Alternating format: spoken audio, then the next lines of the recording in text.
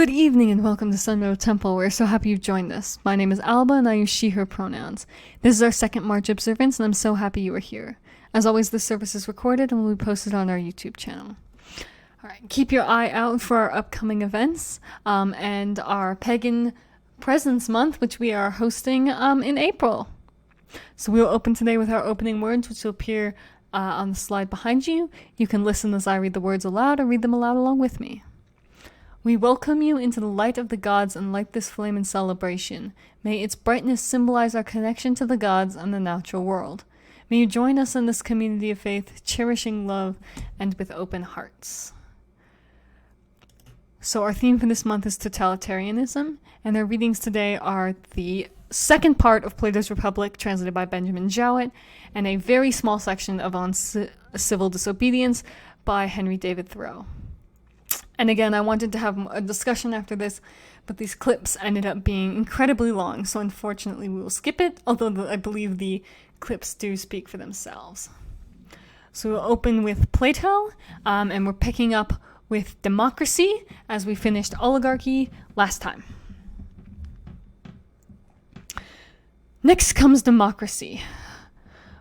Of this, the origin and nature have still to be considered by us, and then we will inquire into the ways of the democratic man and bring him up for judgment. That, he said, is our method. Well, I said, how does the change from oligarchy into democracy arise? Is it not on this wise? The good at which such a state aims is to become as rich as possible, a desire which is insatiable. What then? The rulers, being aware that their power rests upon their wealth, refuse to curtail by law the extravagance of the spendthrift youth because they gain by their ruin. They take interest from them and buy up their estates and thus increase their own wealth and importance. To be sure, there can be no doubt that the love of wealth and the spirit of moderation cannot exist together in citizens of the same state to any considerable extent. One or the other will be disregarded. That is tolerably clear. And in oligarchical states, from the general spread of carelessness and extravagance, men of good family have often been reduced to beggary. Yes, often. And still they remain in the city.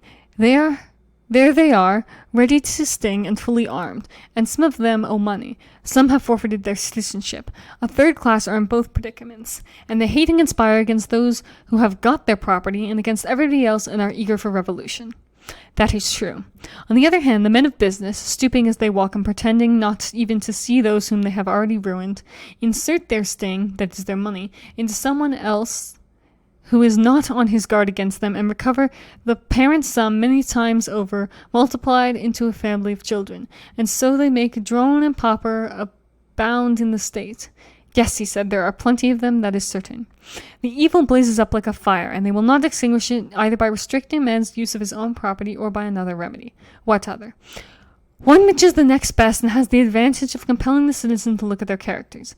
And let there be a general rule that everyone shall enter into voluntary contracts at his own risk, and there will be less of this scandalous money-making, and the evils of which we are speaking will be greatly lessened in the state. Yes, they will be greatly lessened. At present, the governors, induced by the motives which I have named, treat their subjects badly, while they and their adherents, especially young men in the governing class, are habituated to lead a life of luxury and idleness of both body and mind. They do nothing and are incapable of resisting either pleasure or pain. Very true. They themselves care only for making money, and are as indifferent to the cultivation of virtue. Yes, quite indifferent.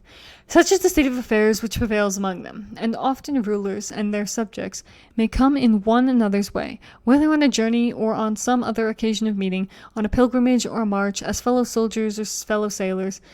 Ay, and they may observe the behavior of the other in the very moment of danger. For where danger is, there is no fear that the poor will be despised by the rich, and very likely the wiry sunburnt poor man may be placed in battle at the side of a wealthy one who has never spoiled his complexion and has plenty of superfluous flesh. When he sees such a one puffing and at his wit's end, how can he avoid drawing the conclusion that men like him are only rich as no one has the courage to spoil them? And when they meet in private, will not people be saying to one another, our warriors are not good for much? Yes, he said, I am quite aware that this is the way of talking. And as in a body which is diseased, the addition of a touch from without may bring on illness. And sometimes, even when there is no external provocation, a commotion may arise within. In the same way, whenever there is a weakness in the state, there is also likely to be illness, of which the occasion may be very slight, the one party introducing from without their oligarchical, the other their democratical allies, and then the state falls sick and is at war with herself, and may be even at times distracted, even when there is no external cause. Yes, surely. And then democracy comes into being, after the poor have conquered their opponents, slaughtering some and banishing others, some, while to the remainder they give equal share of power and freedom. This is the form of government in which the magistrates are commonly elected by lot. Yes, he said, that is the nature of democracy, whether revolution has been effected by arms, or whether fear has caused the opposite party to withdraw. And now what is the manner of life, and what sort of government have they?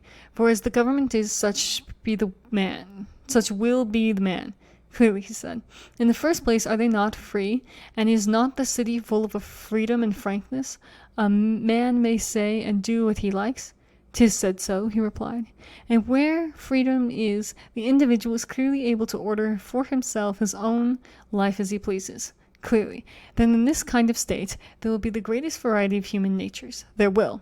This, then, seems to be the fairest of states, being and like an embroidered robe which is spangled with every sort of flower.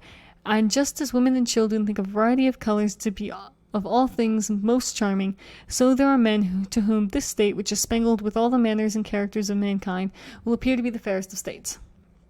Yes, my good sir, and there will be no better in which to look for a government. Why?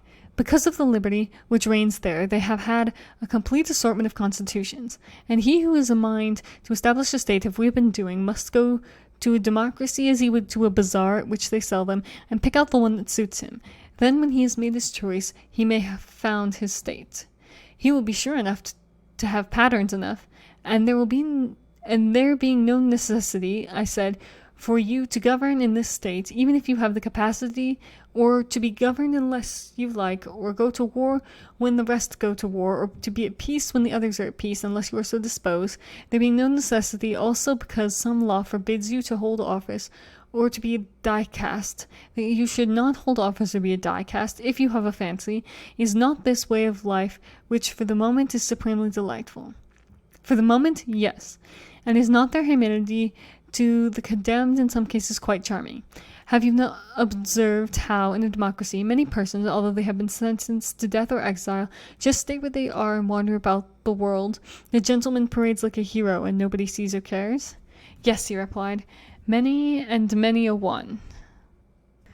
See, too, I said, the forgiving spirit of democracy, and the don't care about trifles, and the disregard which she shows for all of the fine principles which we solemnly laid down at the foundation of the city, as when we said that, except in the case of some rarely gifted nature, there will never be a good man who has not from his childhood been used to play amid things of beauty and make of them a joy and study.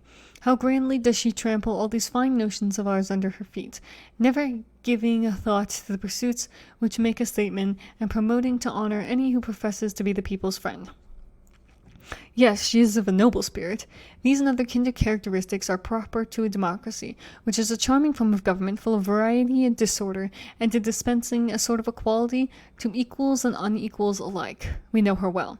Consider now, I said, what manner of man the individual is, or rather consider, as in the case of the state, how he comes into being. Very good, he said. Is this not the way? He is the son of the miserly and oligarchical father who has trained him in his own habits. And like his father, he keeps under by force the pleasures which are of the spending and not getting sort, being those which are called unnecessary. Obviously. Would you like, for the sake of clearness, to distinguish which are the necessary and the unnecessary pleasures? I should. Are not necessary pleasures those of which we cannot get rid, and which the satisfaction is a benefit to us? And they are rightly called so because we are framed by nature to desire both what is beneficial and what is necessary and cannot help it. True. We are not wrong, therefore, in calling them necessary. We are not. And the desires of which a man may get rid, if he takes the pains from his youth upwards, of which the presence, moreover, does no good, and in some cases the reverse of good, shall we not be right in saying that all these are unnecessary? Yes, certainly. Suppose we select an example of either kind, in order that we may have a general notion of them. Very good. Will not the desire of eating, that is, of simple food and condiments, insofar as are required for health and strength, be of the necessary class? That is what I should suppose. Then the pleasure of eating is necessary in 2 ways. It does us good and is essential to the continuance of life. Yes. But the condiments are only necessary insofar as they are good for health? Certainly. And the desire which goes beyond this, of more delicate food or other luxuries, which might generally be got rid of if controlled and trained in youth, and is hurtful to the body and is hurtful to the soul, and the pursuit of wisdom and virtue, might rightly be called unnecessary. Very true. May we not say that these desires spend, and that the others make money because they conduce to production? Certainly. And the pleasures of love and all other pleasures, the same holds good. True. And the drone of whom we spoke was he who was fettered in pleasures and desires of this sort, and was the slave of the unnecessary desires, whereas he who was subject to the necessary only was miserly and oligarchical. Very true. Again, let us see how the democratical man goes out of the oligarchical. The following, as I suspect, is commonly the process. What is the process? When a young man who has been brought up just as we are now describing in a vulgar and miserly way, has tasted drone's honey, and has come to associate with fierce and crafty natures who are able to provide for him all sorts of refinements and varieties of pleasures, then, as you might imagine, the change will begin of the oligarchical principle within him to the democratical. Inevitably. And as in the city, like was helping like, and the change was effected by an alliance from without assisting one division of the citizens, so too the young man is changed by a class of desires coming from without to assist the desires within him, that which is akin and alike again, and helping that which is akin and alike. Certainly. And if there be any ally which aids the oligarchical principle within him, with the influence of a father of a kindred, advising and rebuking him, and there arises in his soul a faction and an opposite faction, and he goes to war with himself. It must be so. Then there are times when the democratical principle gives way to the oligarchical, and some of his desires die and others are banished. A spirit of reverence enters into the young man's soul, and order is restoring. Yes, he says that sometimes happens. And then again, after the old desires have been driven out, fresh ones spring up, which are akin to them, and because he is their father, does not know how to educate them, and wax fierce and numerous. Yes, he said, that is apt to be the way. They draw him to his old associates, and holding secret intercourse with them, breed and multiply in him. Very true. At length they seize upon the citadel of the young man's soul, which they perceive to be void of all accomplishments and fair pursuits and true words, and make their abode in the midst of men who are dear to the gods and their best guardians and sentinels. None better. False and boastful conceits and phrases mount upwards and take their place. They are certain to do so, and the young man returns to the country of the lotus-eaters, and takes up his dwelling there in the face of all men. And if any help be sent by his friends to the oligarchical part of him, the aforesaid vain conceits shut the gate of the king's fastness. They will neither allow the embassy itself to enter, nor, if private advisers offer the fatherly counsel of the age, will they listen to them and receive them. There is a battle, and they gain the day, and then modesty, which they call silliness, is ignominiously thrust into exile by them, and temperance, which they nickname unmanliness, is trampled in the mire and cast forth. They persuade men that moderation and orderly expenditure are vulgarity and meanness, and so, by the help of the rabble of evil appetites, they drive them beyond the border. Yes, with a will. And when they have emptied and swept clean the soul of him who is now in their power, and who is being initiated by them in great mysteries, the next thing is to bring back their house insolence, and anarchy, and waste, and impudence in bright array, having garlands on their heads in a great company with them, hymning their praises, and calling them by sweet names. Insolence they term breeding, and anarchy liberty, waste and magnificence, and impudence courage. And so the young man passes out of his original nature, which was trained in the school of necessity, into the freedom and libertinism of uselessness and unnecessary pleasures. Yes, he said, the change in him is visible enough. After this he lives on, spending his money and time and labor on unnecessary pleasures quite as much as on necessary ones. But if he be fortunate, and is not too much disordered in his wits, when years have elapsed, and the heyday of passion is over, supposing that he then readmits into the city some part of the exiled virtues, and does not wholly give himself up to their successors, in that case he balances his pleasures, and lives a sort of equilibrium, putting the government of himself into the hands of the one which comes first and wins the turn, and when he has had enough of that, then into the hands of another. He despises none of them, but encourages them all equally. Very true, he said. Neither does he receive or let pass into the fortress any true word of advice. If anyone says to him that some pleasures are satisfactions of good or noble desires, and others of evil desires, and that he ought to use honor and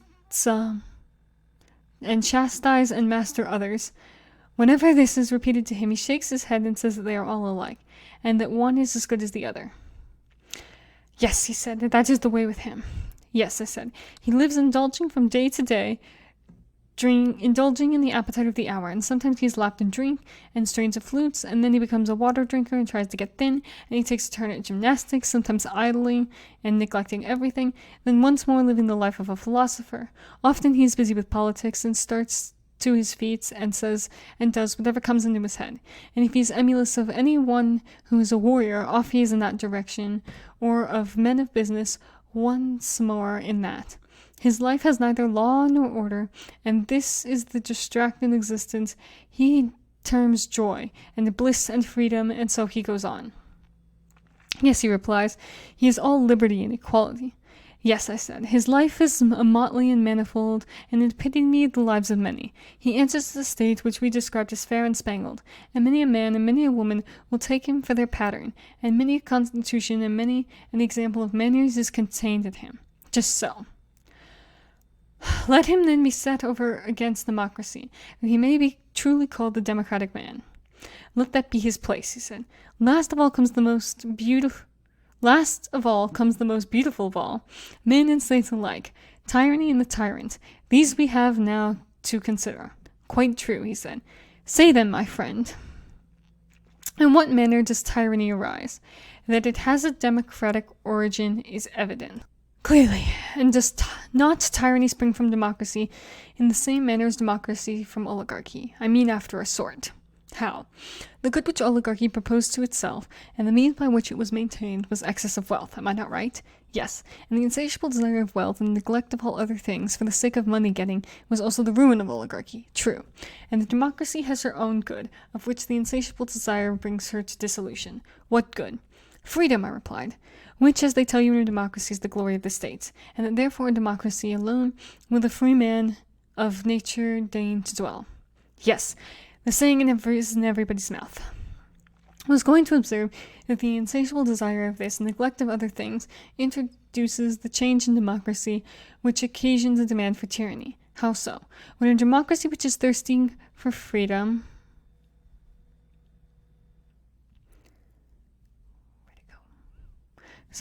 when a democracy which is thirsting for freedom has evil cupbearers presiding over the feast, and has drunk too deeply of the strong wine of freedom, then, unless her rulers are very amenable and give plentiful draught, she calls them to account and punishes them, and says they are cursed oligarchs. Yes, he replied, a very common occurrence. Yes, I said, and loyal citizens are insultingly termed by her slaves, who hung their chains, and men of naught. She would have subjects who are like rulers, and rulers who are like subjects. These are men after her own heart, whom she praises and honors both in private and in public. Now in such a state can liberty have any limit? Certainly not. By the degrees the anarchy finds a way into private houses, and ends up by getting among the animals and infecting them.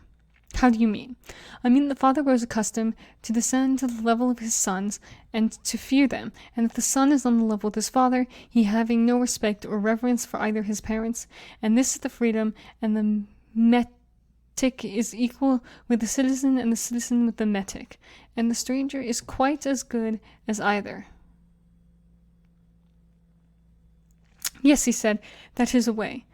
And these are not the only evils, I said. There are several lesser ones. In such a state of society, the master fears and flatters his scholars, and the scholars despise their masters and tutors. Young and old are all alike, and the young man is on the level with the old, and is ready to compete with him in word or deed. And old men condescend to the young, and are full of pleasantry and gaiety. They are loth to be thought morose and authoritative, and therefore they adopt the manners of the young. Quite true, he said. The last extreme of popular liberty is when the slave bought with money, whether male or female, is just as free as his or her purchaser. Nor must I forget to tell the liberty and equality of the two sexes in relation to each other. Why not, as Eccles says, utter the word which rises to our lips? That is what I am doing, I replied. I must add that no one who does not know would believe how much greater is the liberty which the animals who are under the dominion of man have in a democracy than in any other state. For truly the she-dogs, as Proverbs says, are good as their she-mistresses, and the horses and asses have a way of marching along with all the rights and dignities of free men, and they will run at anybody who comes in their way if he does not leave the road clear for them, and all things are ready to burst with liberty. When I take a country walk, he said, I often experience what you have described. You and I have dreamed the same thing. And above all, I said, and as the result of all, see how sensitive the citizens become. They chafe impatiently at the least touch of authority, and at length, as you know, they cease to care even for the laws, written or unwritten, and will have no one over them. Yes, he said, I know it too well. Such, my friend, I said, is the fair and glorious beginning out of which springs tyranny. Glorious indeed, he said, but what is the next step? The ruin of oligarchy is the ruin of democracy. The same disease magnified and intensified by liberty overmasters democracy, the truth being that the excessive increase of anything often causes a reaction in the opposite direction. And this is the case not only in the seasons and vegetables and animal life, but above all in forms of government. True, the excess of liberty, whether in states or individuals, seems only to pass into the excess of slavery. Yes, the natural order. And so tyranny naturally arises out of democracy, and the most aggravated form of tyranny and slavery out of the most extreme form of liberty, as we might expect.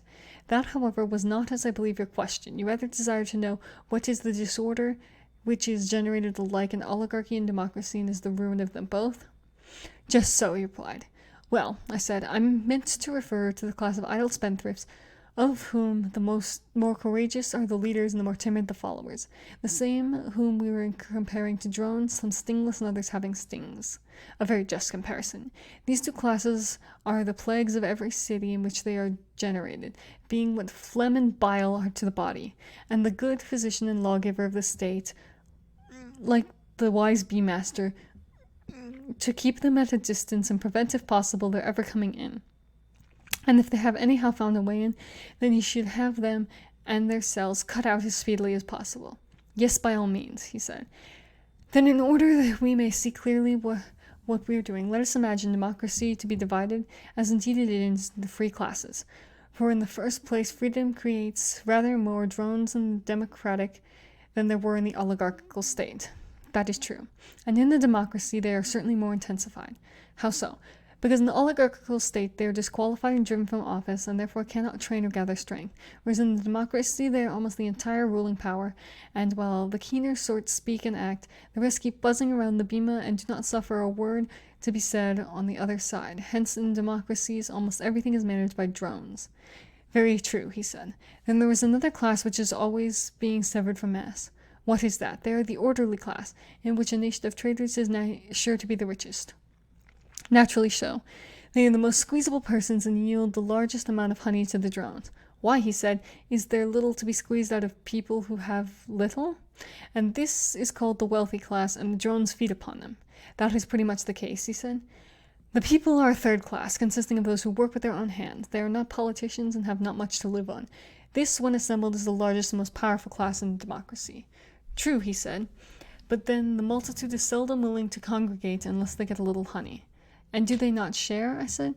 Do their leaders deprive the rich of their estates and distribute them among the people, at the same time taking care to reserve a larger part for themselves? Why, yes, he said. To that extent the people do share.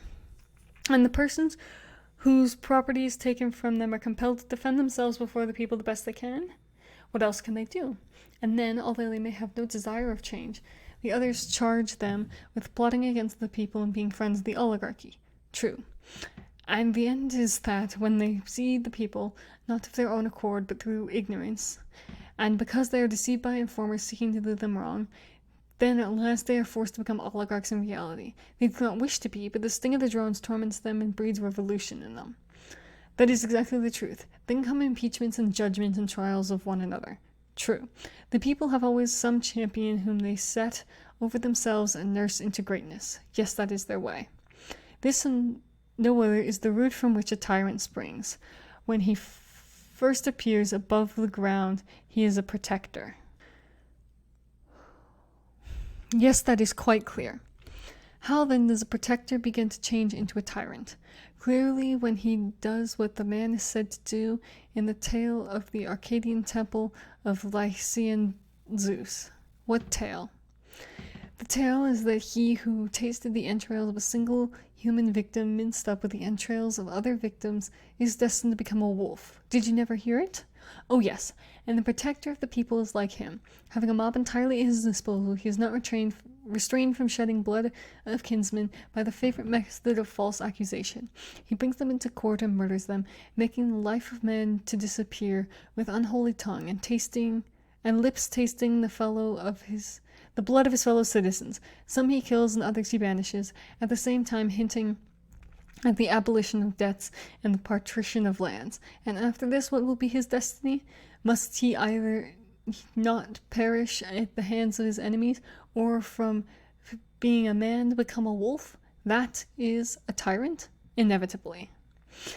This, I said, is who he begins to make a party against the rich. The same. After a while he is driven out, but comes back in spite of his enemies, a tyrant full grown. That is clear. And if they are unable to expel him, or to get him condemned to death by public execution, they conspire to assassinate him. Yes, he said, that is their usual name. Then comes the famous request for a bodyguard, which is the device of all those who have got thus far in their tyrannical career. Let not the people's friend, as they say, be lost to them. Exactly. The people readily assent. All their fears are for him. They have none for themselves. Very true. And when a man who is wealthy and is also accused of being an enemy of the people sees this, then, my friend, as the oracle said to Coricius, by pebbly Hermas, sure he flees and rests not, and is not ashamed to be a coward. And quite right too, said he, for if he were, he would never be ashamed again. But if he is caught, he dies. Of course, and he, the protector of whom we spoke, is to be seen not larding the plain with his bulk, but himself the overthrower of many, standing up in the chariot of the state with their reins in his hands, no longer a protector, but a tyrant absolute. No doubt, he said. And now let us consider the happiness of the man, and also of the state in which a creature like him is generated. Yes, he said, let us consider that. At first, in the early days of his power, he is full of smiles. He salutes everyone whom he meets. He is to be called a tyrant, who is making promises in public and also in private, liberating debtors and distributing land to the people and his followers, and wanting to be so kind and good to everyone. Of course, he says, when he is disposed of foreign enemies by conquest or treaty, and there is nothing to fear from them, then he is always stirring up some war or other in order that the people may require a leader. To be sure, has he not also another object, which is that they may be impoverished by payment of taxes and thus compelled to devote themselves to their daily wants, and therefore less likely to conspire against him? Clearly. And if any of them are suspected by him of having notions of freedom and of resistance to this authority, he will have a good pretext for destroying them by placing them at the mercy of the enemy. And for all these reasons, the tyrant must be always getting up a war. He must. Now he begins to grow unpopular. A necessary result. Then some of those who joined in setting him up and who are in power speak their minds to him and to one another, and the more courageous of them cast in his teeth what is being done. Yes, that may be expected. And then the tyrant, if he means to rule, must get rid of them. He cannot stop while he has a friend or an enemy who is good for anything. He cannot. And therefore he must look about him and see who is valiant, who is high-minded, who is wise, who is wealthy, happy man. He is the enemy of them all, and must seek occasion against them, whether he will or no, until he has made a purgation of the state. Yes, he said, a rare purgation. Yes, I said not the sort of purgation which the physicians make of the body, for they take away the worst and leave the better part, but he does the reverse. If he is the ruler, suppose that he cannot help himself. What a blessed alternative, I said, to be compelled to dwell only with the many bad and to be by them hated or not to live at all. Yes, that is the alternative. And the more detestable his actions are to the citizens, the more satellites and the greater devotion in them he will require. Certainly. And who are the devoted band, and where will he procure them? They will flock to him, he says, of their own accord if he pays them. By the dog, I said, here are more drones of every sort and from every land. Yes, he said, there are. But will he not desire to get them on the spot? How do you mean? He will rob the citizens of their slaves. He will then set them free and enroll them in his bodyguard. To be sure, he said, and he will be able to...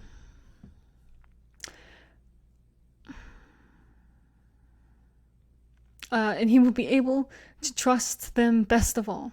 What a blessed creature, I said, must this tyrant be. He has put to death the others, and has these for his trusted friends. Yes, he said, they are quite of his sort. Yes, I said, and these are the new citizens whom he has called into existence, who admire him, who are his companions, while the good hate and avoid him. Of course. Verily, then tragedy is a wise thing, and Euripides is a great tragedian. Why so? Why so? Why? Because he is the author of the pregnant saying, tyrants are wise by living with the wise, and he clearly meant to say that they are the wise whom the tyrant makes his companions. Yes, he said, and he also praises tyranny as godlike, and many other things of the same kind are said by him and all the other poets. And therefore, I said, the tragic poets, being wise men, will forgive us and any others who live after our manner if we do not receive them into our state, because they are the eulogists of tyranny. Yes, he said, those who have the wit will doubtless forgive us, but will they continue to go to other cities and attract mobs and hire voices, fair and loud and persuasive, and draw the cities over to tyrannies and democracies? Very true. Moreover, they are paid for this and receive honor, the greatest honor as might be expected from tyrants, and the next greatest from democracies. But the higher they extend our constitution hill, the more their reputation fails, and seems unable from shortness of breath to proceed further. True. But we are wandering from the subject. Let us therefore return and inquire how the tyrant will maintain that fair and numerous and various and ever-changing army of his. If, he said, they are sacred treasures in the city, he will confiscate and spend them, and in so far as the fortunes of attained persons may suffice, he will be able to diminish the taxes which he would otherwise have to impose upon the people. And when these fail, why clearly, he said, then he and his boon companions, whether male or female, will be maintained out of his father's estate. You mean to say that the people from whom he has derived his being will maintain him and his companions? Yes, he said, they cannot help themselves. But what if the people fly into a passion, and aver that grown-up son ought not to be supported by his father, but that the father should be supported by the son? The father did not bring him into being or settle him in life, in order that when his son become a man, he should himself be the servant of his own servants, and should support him in his rabble of slaves and companions, but that his son should protect him, and that by his help he might be emancipated from the government of the rich and aristocratic, as they termed. And so he bids him and his companions depart, just as any father might drive out of the house a riotous son and his undesirable associates. By heaven, he said, then the parent will discover what a monster he has spent fostering in his bosom, and when he wants to drive him out, he will find that he is weak and his son is strong. Why, you do not mean to say that the tyrant will use violence? What, beat his father if he opposes him? Yes, he will, having disarmed him first. Then he is a parricide, and a cruel guardian of an aged parent, and this is real tyranny, about which there can no longer be a mistake. As the saying is, the people who would escape the smoke which is slavery of freemen have fallen into the fire which is the tyranny of slaves. Thus liberty, getting out of all order and reasons, passes into the harshest and bitterest form of slavery. True, he said. Very well, and may we not rightly say that we have sufficiently discussed the nature of tyranny and the nature of the transition from democracy to tyranny? Yes, quite enough, he said. Okay, we're now going to read our very, very short section from Uncivil Disobedience. He who gives himself entirely to his fellow man appears to them useless and selfish, but he who gives himself partially to them is pronounced a benefactor and philanthropist. How does it become a man to behave towards the American government today? I answer that he cannot, without disgrace, be associated with it. I cannot, for an instant, recognize that political organization as my government, which is also a slave's government. All men recognize the right of revolution, that is, the right to refuse allegiance to and to resist the government when its tyranny or its inefficiency are great and unendurable. But almost all say that such is not the case now. But such was the case, they think, in the Revolution of 75. If one were to tell me that this was a bad government because it taxed certain foreign commodities brought to its ports, it is most probable that I should not make an ado about it, for I can do without them. All machines have their friction, and possibly this does enough good to counterbalance the evil. At any rate, it is a great evil to make a stir about it. But when the friction comes to have its machine, and oppression and robbery are organized, I say, let us not have such a machine any longer. In other words, when the sixth of the population of a nation, which has undertaken to be the refuge of liberty, are slaves, and a whole country is unjustly overrun and conquered by a foreign army, and subjected to military law, I think that it is not too soon for honest men to rebel and revolutionize. What makes this duty the more urgent is the fact that the country is so overrun is not our own, but ours is the invading army. Paley, a common authority with many on moral questions, in his chapter on the duty of submission to civil government, resolves all civil obligation into expediency, and he proceeds to say that so long as the interest of the whole society requires it, that is, so long as the established government cannot be resisted or changed without public inconveniency, it is the will of God that the established government be obeyed and no longer. This principle being admitted, the justice of every particular case of resistance is reduced to a computation of the quantity of the danger and grievance on one side, and of the probability and expense of redressing it on the other. Of this, he says, every man shall judge for himself. But Paley appears never to have contemplated those cases to which the rule of expediency does not apply, in which a people, as well as an individual, must do justice, cost what it may. If I have unjustly wrestled a plank from a drowning man, I must restore it to him, though I drowned myself. This, according to Paley, would be inconvenient. But he that would save his life in such a case shall lose it. This people must cease to hold slaves and to make war in Mexico, though it cost them their existence as a people. Okay, that one ended up being even longer than I anticipated, unfortunately. So I will just very quickly say that you should read the rest of these books, and definitely go back and reference our previous sections where we have read and discussed what Plato deems as a appropriate government in his Republic as through tyranny, not as through tyranny, through Socrates, excuse me, because we have had discussions on that before, and it is a fascinating look at the general theology and beliefs of the world. So I will now play the sacrifice video. We leave this offering for our gods to symbolize our connection and devotion.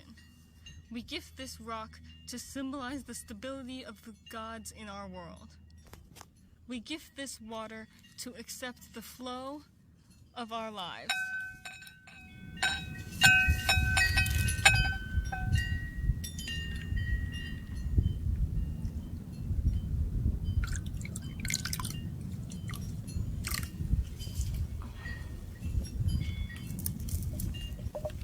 We welcome life and bless our offerings with oil to share our riches.